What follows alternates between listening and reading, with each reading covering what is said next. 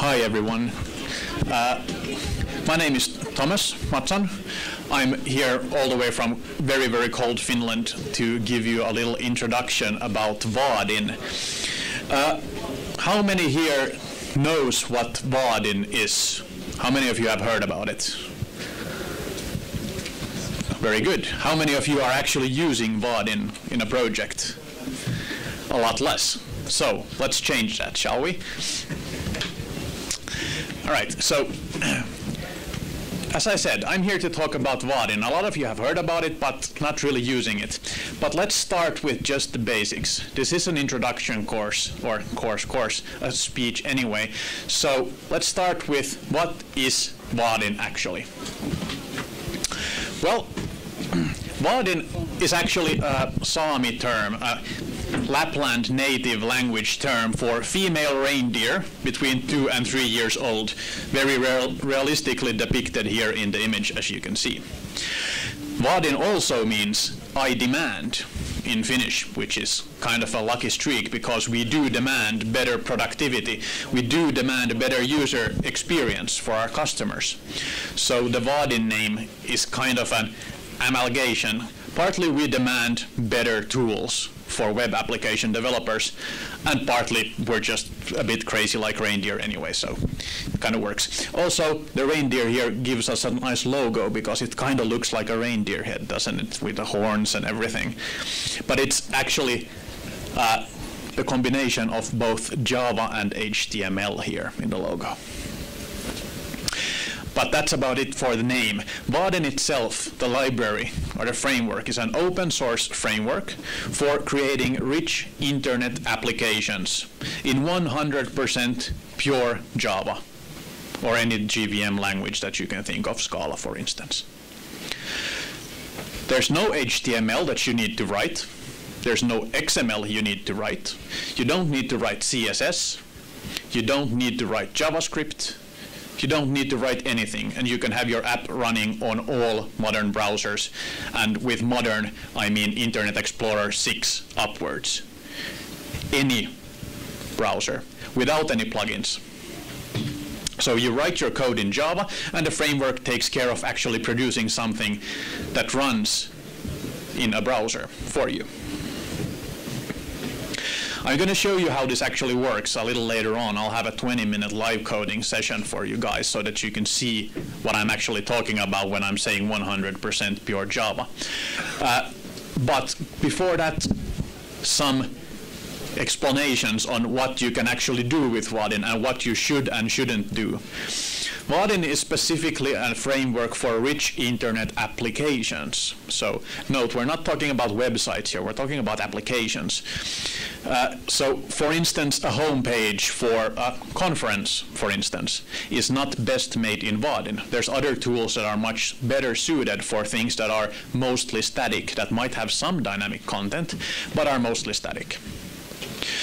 Where Vaadin comes in is when you actually want to create an application. So you have a lot of interactivity, for instance. You have forms that you have to fill. You have data that you have to view and manage. And that's where the application comes from. So basically anything that you would typically install on the desktop, you can do with Vaadin so that it runs on the web. If you want to compare with other Java libraries, you can think of, for instance, Swing. The normal Java Swing library, UI framework, yes. Vaadin is almost identical in many ways. The only difference happens to be that Swing applications run on the desktop and Vaadin applications run actually on a server somewhere and you run them through your browser. But the API and programming model are actually surprisingly similar. So, why do we want to create web applications and not native applications? Well, of course, native applications do have good parts as well. So you have things like very good response times, you have the interactivity, you have features like drag and drop, which until just a couple of years ago was very, very difficult to create on the website. Of course, nowadays there's libraries that can help you do that. And the web and browsers become faster each moment. So we're actually seeing the disappearance of a lot of the native application features. or things that are exclusive to native applications. We realized that we can do more and more on the web that we couldn't do previously. Of course, web applications have the huge advantage of not having to be installed on the local computers. So let's say you have a big company, for instance. Some of our customers include Apple, for instance. Apple probably have a couple of desktop or laptop computers that their employees run. So think about having to install an upgrade on each of those machines. Think about the massive effort involved in that. If you have a web application, it runs on a central server or a cluster, and you upgrade it once. And all, of course, your developers have, or all your users have the new version of the software. So, of course, web applications, big new thing, or new, it's been around for a couple of years, but I think it's really starting to gain momentum. I think almost all of the new applications that a lot of companies develop are web applications because of these huge advantages that web applications give you. And we at Vaadin actually do want to help you here. So our tools combine the benefits of both approaches. So you have the central installation, but you also have the responsiveness of a desktop application. You have the features of a desktop application. Listening to me talk here, you might think that Vaadin is quite a new thing and we're just starting marketing for it. That's not actually true. We've been around since year 2000. So the very first version of the framework came out in year 2000, was based on XSL templates. Who remembers those things? But basically the idea was the same thing. You have an application running centrally on a server and you use it through a browser. I'm going to skip a lot of the history because that's not really important. What is important, that is in 2014 we have developers from all over the world. We have 150,000 active community members at Vaadin.com, our forums. They're from about 170 countries that we can actually calculate. And then about 6,500 cities. These are unique visitors to Vaadin.com forums each month. So we have a very, very healthy community. We have a huge forum with a lot of developers helping each other out. Of course, we have this because the framework is completely open source. So, Apache 2 license.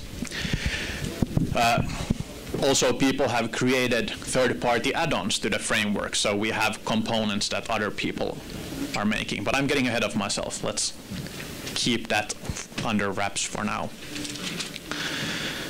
What kind of applications do our customers actually build then, or we help build? Just 3 quick little examples here. So we have this very dashing looking application. It's done for Senti1. And it's a dashboard. Of course, the application has a lot more than this as well, but there's a menu here on the left, which you can't really see because it's blurry. Sorry about that. But as you can see, a lot of charts, graphs, a very visual type of application. So this is a pure business application. It is really enterprise stuff, but it actually looks nice and it's nice to use. And this is what we strive for. So even if it's enterprise applications, we all have to write those, and they're always boring, but they don't need to be crap. They can still be good. Another example, which is much more data input heavy, is this one.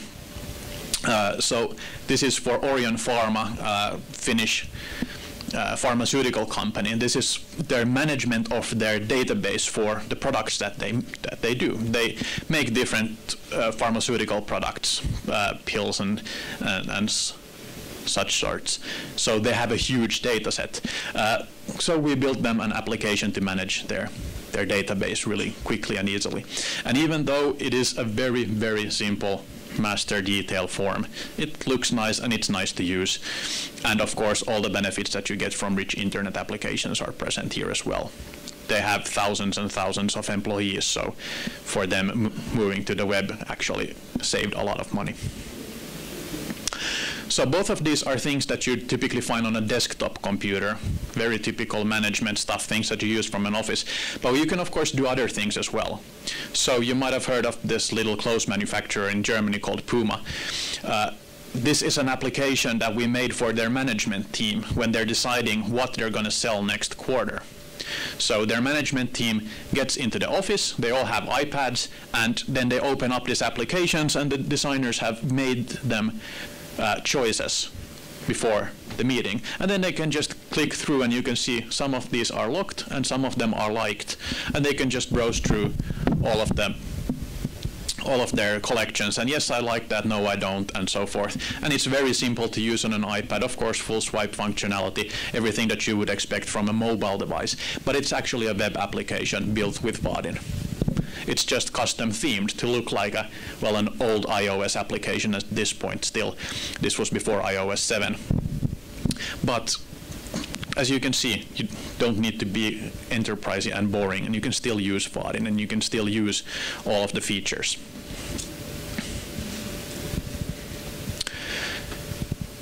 So, why should you use Vaadin then?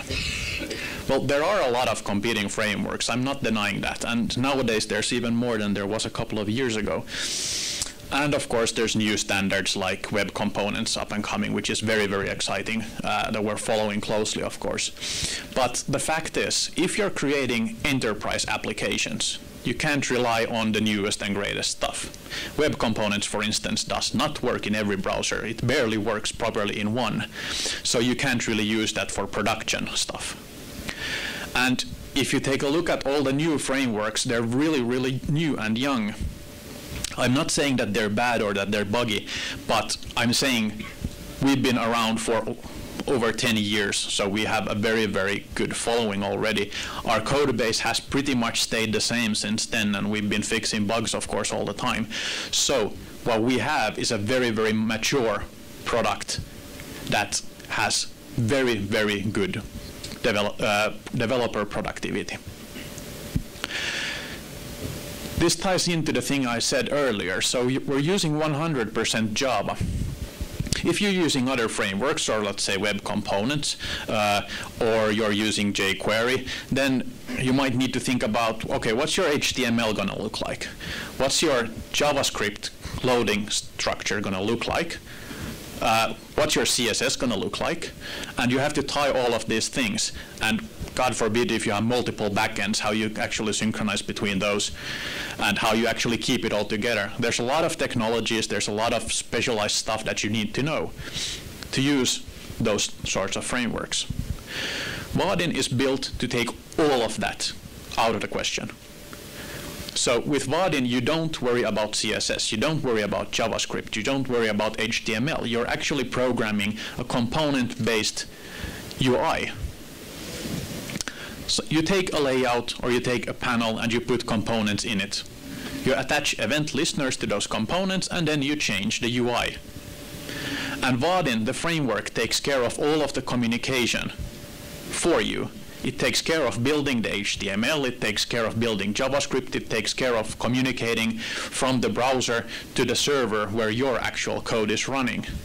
And all of this is done automatically. You don't need to worry about any of that.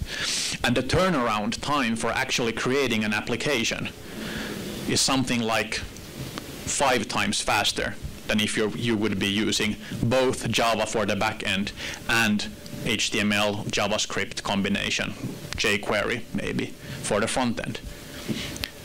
And we've actually measured this a couple of times. So we have some projects running in parallel. Some are using JavaScript, some are using just pure Java. And the fact is that tooling for Java is, at the moment, better. So all of this stuff helps your productivity. And if you're an enterprise developer, you need productivity. I know it's not the most cool thing in the world, and it's not something that you probably want to do for your home project, because there you want to use something new and exciting, like web components, for instance. But if you're doing this for a living, which a lot of you, if you're students, are going to be doing in a couple of years, you're gonna need to keep the cost down, and you need your app to work on all platforms. Vaadin gives you that out of the box. Of course, the main reason for the productivity here, as I've mentioned a couple of times already, we like Java better than we like JavaScript. I don't know how many here agrees that Java is a better language than JavaScript. Thank you. Yes, almost everyone. JavaScript is nice for when you need to do some small stuff. So it's quick and I wouldn't say easy, but it does its job. But if you want to create a full-blown application with it, you really need to be careful of what you're doing because it starts getting really complex really fast. And the tooling for it isn't that great. But we decided to get rid of JavaScript. We don't really like it. So we have you program in Java instead. Nothing else, and your app runs, and we take care of the rest. So on a very high level, a web app is usually divided into these two categories. We have a server side with a backend of some sort, and then we have a browser which actually runs JavaScript. Ajax in between. I don't know why they still use the term. Everyone's using JSON anyway. But basically, Vaadin takes care of all of this. So what you're left to do is actually program the backend and the UI code, and everything runs on the server. Vaadin takes care of all the rest for you, communication and the boring parts of web development.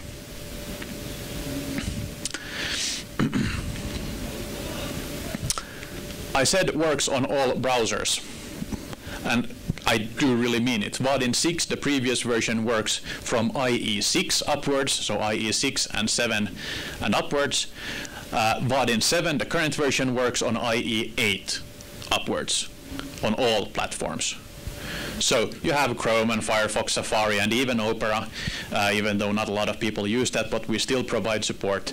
And of course, we can't forget about mobile browsers. Windows Phone is actually as well supported, but no one really uses that anyway, unfortunately for Nokia. Who am I kidding? They sold their stuff already, so I don't care. But basically, any mobile or desktop browsers nowadays run Vaadin out of the box. And we actually make sure it runs. You don't need to worry about that. So you write your code, and if you find that, hey, this doesn't actually work in Firefox, then you call us and we fix it for you. So you don't need to worry about compatibility. All right, how does it actually work? Of course, I'm not going to tell you how it actually works. We only got 45 minutes. We do have very, very deep stuff on our webinars and in the book of Vaadin at vaadin.com, a free download, so you can take a look at the really, really deep architecture there if you're interested. But on a high level, it's what we call thin client server-side rich internet applications. That's the basis for Vaadin. And basically, it works like this. So on the client side here, we have a DOM structure, of course, with some CSS and JavaScript and stuff like that. The visible part of your application. On the server side, we have, well, we're using the model view controller pattern here. Not necessary. You can use whatever pattern or no pattern or an anti-pattern, however you like. But we're using something that actually works. So we have our view code, which is basically create layout, add a button, add a click listener to button, and so forth. And then we have a controller with business logic, and we have model with data from the backend and so forth. All of that is in Java code. And our DOM is, of course, HTML. So you've created this application. Let's assume your application has a button. Very typically, they do. And the user presses a button. How does that actually work then? Because when the user presses a button, we need new data from the backend, and we also need to refresh the UI somehow. We need to put that UI or that data visible in the UI. So let's take a look at how the communication actually works and how the different parts work together. So here we have the generated HTML and DOM structure, and we also have something called an adapter. The adapter intercepts this click on the button and checks that, oh, this is a Vaadin call. We don't actually want to do a HTTP GET or anything, but we're going to send to the server a little snippet that says, hey, the button with this ID was clicked. So we do that. HTTP request, fully AJAX, of course. And that's caught on the server side by a similar adapter that checks, a button with this ID was pressed. Okay. And then it goes through your code and your structure and looks at, okay, this button that you created a while ago has a click listener attached to it. Great, let's fire that. And then we go into your code. Your code does whatever it wants, goes to the model, goes to the database, so forth, and then you update of your view. So you can remove the button, you can add a label, you add a table, you add a sub-window, you add a tree structure, some charts, graphs, whatever you want. The adapter, in the end, takes a look, okay, what actually changed? And then it sends a diff of those changes back to the server. And then, of course, sorry, one step too far, and of course the adapter then changes the DOM structure on the fly. So, the blue parts are what you do.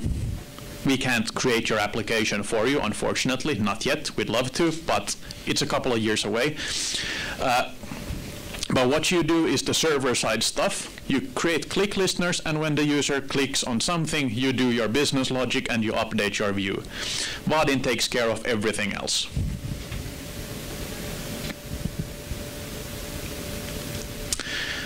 Vaadin is, well, it's a framework, but you can also think of it as just a bunch of components. It's a component framework at its very, very basics. So we give you all the blocks to play with, and you can combine them in any way you want. Here's a subset of the components that are in the core of Vaadin. So as you can see here, we have date fields, we have a button, checkboxes, stuff that you would expect to actually create an application from. And then we have some more complicated stuff like table, tree table. Yes, we combined a table and a tree structure, and it's available out of the box for you. And a lot of layouts and stuff like this. If this is not enough, as I said, we have third-party components as well. I think it's 400 or 500 already that additional or developers have done somewhere in the world, and they've uploaded to vaadin.com/directory, which is sort of our marketplace for Vaadin components. And they're 99% of those are Apache 2 licensed, so you don't need to pay anything anyway. We just call it a marketplace because that's a good term for a collection of things that you can download and use.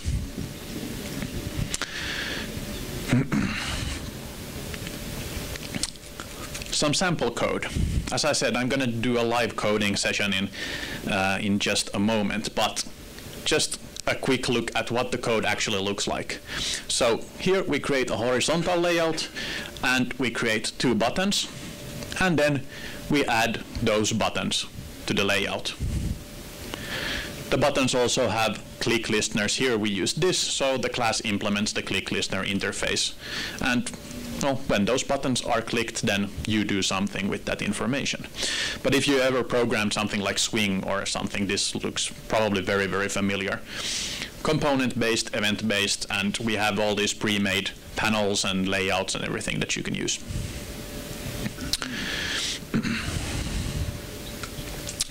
All right, so we also have, as I said, mobile support. TouchKit, which I'm going to talk about later today, so at 5 p.m. In Hall C, if you're interested, actually shows you how to create Vaadin applications that run on mobile devices. So I'm going to skip that real quick here, but just as you can see, there's actually a mobile mail icon there. You can use PhoneGap to package this as a real native application as well. And you can see a small video there. It's actually running on an iPhone 2, so that's why it's a little bit slow. But you can see, looks like the old iOS theme there, but it's actually just a Vaadin application running. Of course, works on a tablet as well. A little bit of more detail, not just this old demo, but the mobile applications that I'm talking about here are like the ones I showed you, the Puma case. So we are still at a Google conference, and mobile applications are a big thing. Just a couple of words about this. it uses our TouchKit add-on. The Vaadin core library is very good for desktop applications. So things that you would use through a desktop or a laptop with a mouse. If you're using your fingers, of course, then you're going to be in trouble because you're going to need another set of controls. You're going to need bigger buttons, for instance, and the screen is going to be smaller and so forth. So the core Vaadin library isn't really optimized for mobile usage. Of course, you can use it. It's a web application. It runs in mobile Safari just fine. But you might want to design it a little bit differently. With Vaadin TouchKit, we give you more components, we give you a new theme, and we give you new features for you to be able to create mobile applications. So we have swipe support, for instance, phone gap integration. We have a new theme that actually gives bigger buttons and better usability overall. So as I said here, the Puma managers, basically, they go through their collection here, click like, don't like, and then at the end they get this nice summary of things that they actually clicked, and then they can make decisions based on that. Of course, it works the other way around too. But more about the mobile part at 5, so whole C at 5, if you're interested in that. Right now, I want to show you how to actually build a Vaadin application. Yep. I want to ask you, almost all of the applications and the tools are free. So what's the expectations of the Vaadin from the user? How you earn? How we make our money, you mean? Well, that's the problem, isn't it? Now, we actually sell a lot of services. So we sell consulting, we sell trainings, for instance. We have open classroom trainings that you can attend that cost a bit of money, but where we teach you how to build Vaadin applications. But most of our revenue comes from helping companies with Vaadin in different ways. TouchKit, as I told you, is also actually has a commercial license if you're going to use it for commercial stuff. If you're creating open source stuff, then it's still free, AGPL version 3, I think. But still, we do have some costly bits as well. So that's how we make our money. Any other questions? Yep. Does it support JDK 8?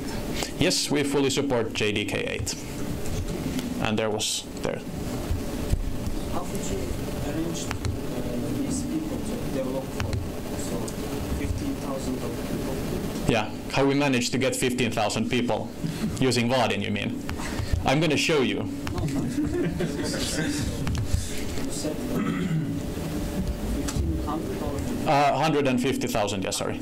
Yeah, 150,000 unique visitors to Vaadin.com. So that's basically the number of active developers that we have around the globe right now. And that's been steadily increasing the last 5 years. The reason is because Vaadin is really awesome to use. Because when you're actually you're programming it full time, then it's so simple and so easy to use that people just like it. And of course, yeah, we have presences at conferences. We have a booth upstairs if you want to come and know more about Vaadin. But still, it's mostly developers that actually like our tool, and that's kind of cool, I think. We haven't actually just sold everything to companies and made people use our software. We have people who actually like what we do. And hopefully I'm going to convince you to like it as well. So I'm going to show you a short demo on how you're going to create an application in Vaadin. I'm going to start almost from scratch. What I have here is a normal Eclipse EE installation, standard bog standard Tomcat 8 installation, and then I have the Vaadin add-on for Eclipse. We also have add-ons for IntelliJ and NetBeans as well. So if you want to use those, then those are available as well. But let's start with just creating a simple Vaadin application and see how it looks. So command new Vaadin, and I'm going to create a Vaadin 7 project. 6 is our old version. Still supported though. I'm going to create a small file browser application for you. So an application that can browse files on my local file system and then edit them on the fly. 15 minutes, yeah, sure. I think that's going to be good. Just a quick word, we're going to run on Tomcat 8 here. We're going to use Vaadin 7, Java 1.8, Servlet 3.1, and the newest Vaadin version, which is 7.3.5. We have maintenance releases coming every second week. We use Ivy here as a default for dependency management. You can use Gradle, or you can use Maven, or you can use no management at all. Up to you. The default uses Ivy. So let's see what we have. We have Ivy files, of course, for dependencies, and then we have a source tree with exactly one file. Web content, webinf, no web.xml or nothing. Interesting. We have a pre-made theme that uses SASS, so SCSS files here. You can just use normal CSS if that's your thing, if you don't like Sass, but we like Sass at Vaadin, so that's what this generates for you. But other than that, the only thing that we have here are actually the libraries that we're going to be using. So Vaadin server, Vaadin client, and the stuff that you actually need to get things running, but they're just jar files. So let's run as, and then on server, and that Tomcat is fine. Server starts, Vaadin app starts, ta-da, we have a button. We can click on the button, it says thank you for clicking. Awesome demo, right? Well, this uses the internal browser in Eclipse, so it's not really awesome. Let's use something a little bit better. So Google Chrome, of course it's on localhost, so if I would be on the internet, all of you guys could probably try it out right now. Luckily, I don't have any internet connectivity, so you can't crash my computer. But a normal web app, we're already running.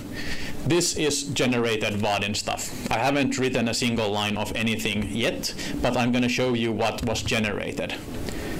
So we have Java code. That's it. You can go through the tree, and you can even take a look at the style sheets, but there's no XML configuration whatsoever here. We're using Servlet 3.0 annotations for that. The CSS there is only because it creates something for you to work with. You can use the built-in themes, and then you don't need a custom theme at all. So you can drop that CSS from there completely if you want to. No JavaScript, no nothing. Instead, what we have is a file that extends the UI class. The UI is basically our representation of a browser tab. So it's the root panel where you put all your stuff. The servlet is there so that Tomcat actually knows what it should run. We just extend Vaadin servlet. That takes care of everything for us. So we don't need to worry about that. We just need to point it that, yeah, the root is fine as a deployment descriptor. Then, the init method. This is where your Vaadin app actually starts. In here, we create a vertical layout, and we create a button. So, the vertical layout here, set content, so set the root content to be this layout, and inside the layout we have a button. The button has a click listener that says, actually, sorry, that's very, very ugly. Let's make that Java 8. So, we have an event, and when the user clicks on something, we call layout.add component, and we create a new label for each click. And that's what you already saw in the browser. So when we have this, I can click and it adds labels dynamically. And as you can see, this is all pure Java code. It runs as pure Java code, so I could put a breakpoint here and debug it just normally. And then Vaadin actually takes care of generating all of this for me. So we can take a look at here at the structure, and as you can see, yes, there's a lot of div stuff and so forth, but Vaadin generates all of this. You don't need to worry about any of that. So you can program Java, and Vaadin will actually generate all the HTML for you. All right, let's get rid of this boring application and build something fun. So I'm going to get rid of this button, and I'm going to show you something a little bit more complex. So, ComboBox.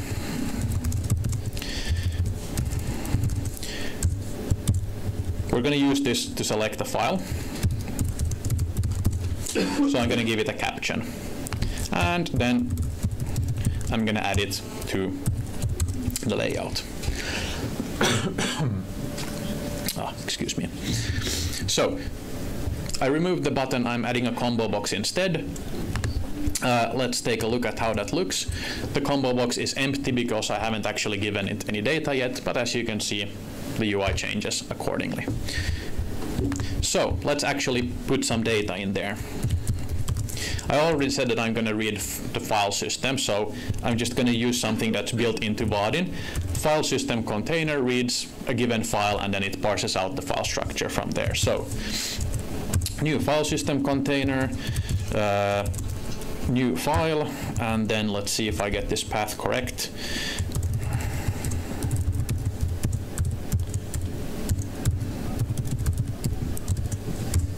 Should be that one.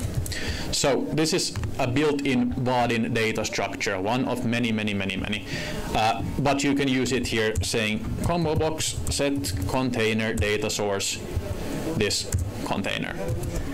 That's it. So very typically you have a collection of POJOs or something that you're building instead of actually reading the file system. But this is everything that you need for us to actually read the local file system. And as you can see, I haven't actually populated anything. I just said, your data is here, go and get it. And this works for typically all Vaadin components that read data. You create a data structure, you give it to the component, and the component takes care of actually displaying stuff for you. There's 1,360 items in that drop-down, but if we reload it, you see it opens like this. Also, drop-down opens like this, and this is not just because I'm running everything in localhost. The component here is smart enough to know that, oh wait, we actually display only 10 things at a time, so I'm going to load 10 things at a time. And then it has built-in paging that you can use. Our table component, which lists everything in the table, is also fully lazy loading, so it's just as fast, and you can scroll it up and down and have millions of items. We had a customer that complained, why doesn't your table work with over 5 million rows? Well, it works, it's just a little bit slow. But what do you want us to do? Come on. Well, we're fixing that in the next version. That has unlimited scrolling, so. All right, so we have files, and we can select files with our combo box. Let's display files. These are going to be HTML files, so I'm not going to do anything fancy. We're just going to create a new content label like this. I'm not even going to show it a caption. So add a new label. It's going to be empty, so I'm not going to show what it does to you. But the interesting part is what happens when I select the file. So ComboBox. Add value change listener. New value change listener. This is actually fired when the user selects something in the combo box. So we get here. My code formatter automatically takes care of all of those crappy imports and everything else. So we have nice Java 8 syntax here. But now the user has clicked something, and the combo box has the new selection.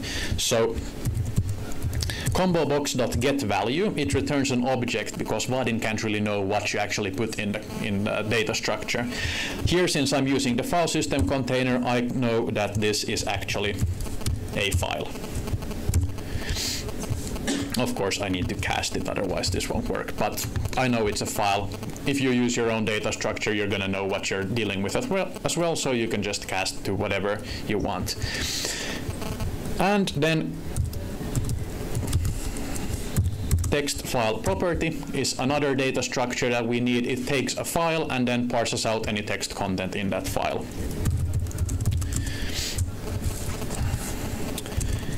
Come on.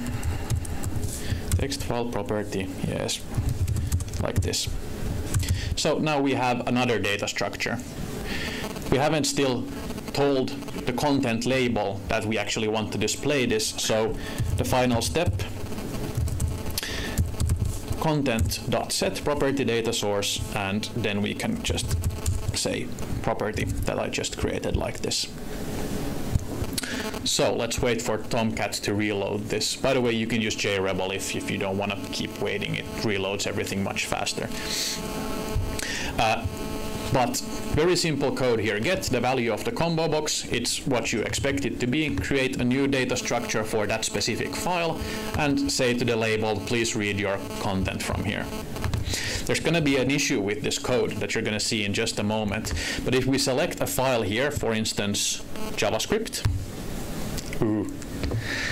security feature. Of course, you don't want the user to put in whatever HTML in your app that you want. So we actually escape content by default. Last time. Sorry? Last time. No, already? Yes. Okay, just give me a few minutes. So I'm going to change that. Set content mode HTML. Oops, sorry. Content mode HTML. Wrong content mode.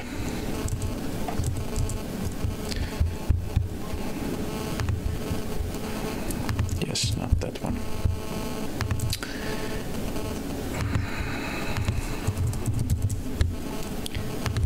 I should really learn to type someday. That would help.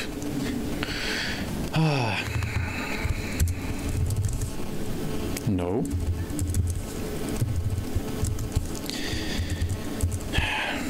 Sorry about this. I got confused. Yes.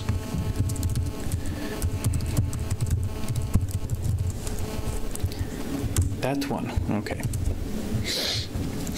All right. So, of course, everyone wants to go to lunch, so I'm not going to show you all of the nice things. I'm going to show you that when I reload this and I show you the same thing, it actually is displayed as a content box. And what I also can do is, instead of this label, I can use a rich text area, which is an editor component that does not support content data mode. But if we change the component that we display in and then give the same data structure to it as well, reload, you can see that we can actually edit the file automatically. If we had more time, I would show you a more fancy thing with tree tables and sub-windows and everything, but I think we're all hungry already at this point.